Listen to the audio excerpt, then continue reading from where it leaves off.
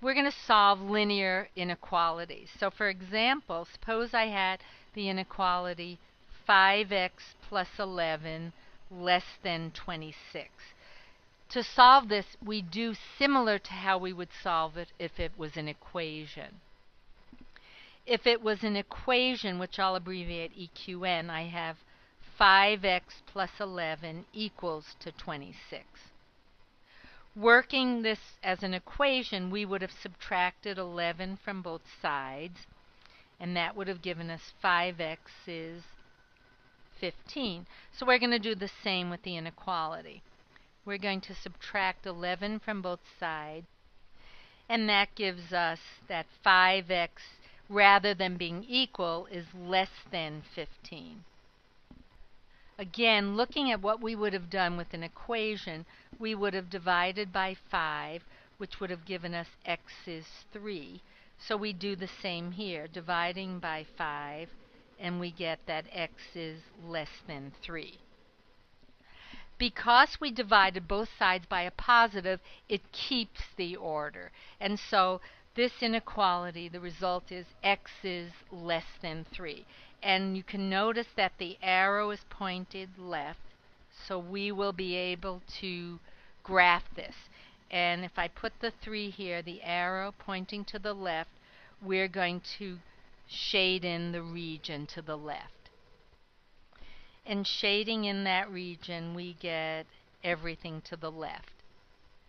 Now, because this is strictly less than, it means it doesn't include the 3, and we put a parenthesis there because it's not including that. And sometimes some people learned it as an open circle and shading everything to the left. But rather than us doing the open circle, we put a parenthesis. Now, if the problem had said x is less than or equal to 3, in that case, we'd have the 3, but the equals tells us it can include it, so rather than parentheses, we have a bracket. When we put x less than or x less than or equal, this is known as set notation. And in actuality, our solution would be written like this: all x's in the real numbers such that x is less than 3. This is what we call set notation.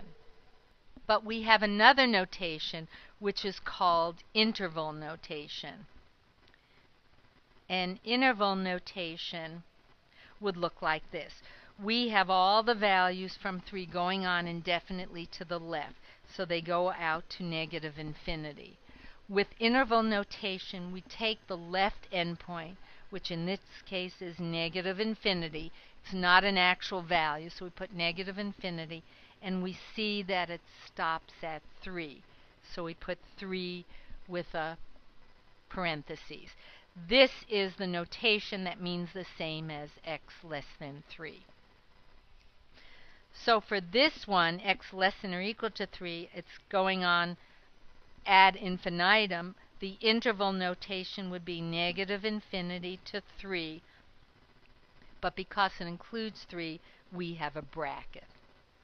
Now this is the notation that we're going to want to use for all our inequalities, this kind of interval notation. Now, one of the things about this problem, if we look here, it was 5x less than 15. Because we divided both sides by positive 5, it did not change the order sign. So it was x was less than 3. The order sign stays. But for example, let's look at another one. For example, suppose I said negative 9x greater than or equal to 36. This is like the equation, EQN, negative 9x equals 36. To get x, we would have divided by negative 9, and x would have been positive over negative, negative 4. But in this problem, we're going to divide both sides by negative 9, But with inequalities, when you divide by a negative, you'll get the x, you'll get the negative 4. When you divide by a negative, you have to reverse the order sign. So the sign reverses, the order sign reverses. So this is very important. When you divide by a negative, you reverse the order sign. Now we're going to actually graph this. So x is less than or equal to negative 4. I'll just put the negative 4 here. Because the order sign is pointing to the left, I'm going to shade to the left. And because it's less than or equal, it means it includes the 4.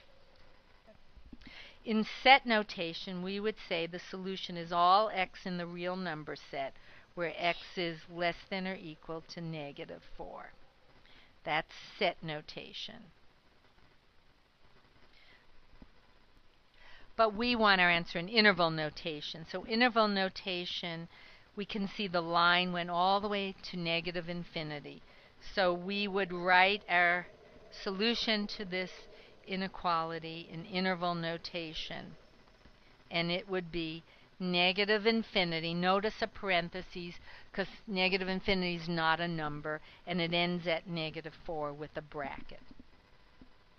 So now we'll do another kind of inequality.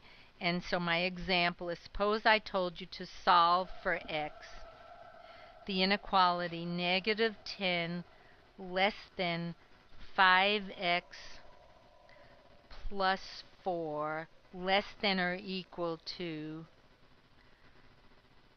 19. And you want to solve for x. For this kind of inequality, you're saying an expression is between two numbers, negative 10 and 19. So we focus in on where the x expressions are. In this case, to get x by itself, we would have subtracted 4. So we're going to subtract 4 from all sides.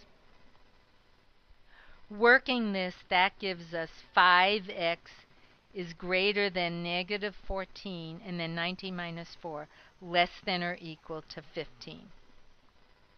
So now my next step, to get just 1x, I divide both sides by 5.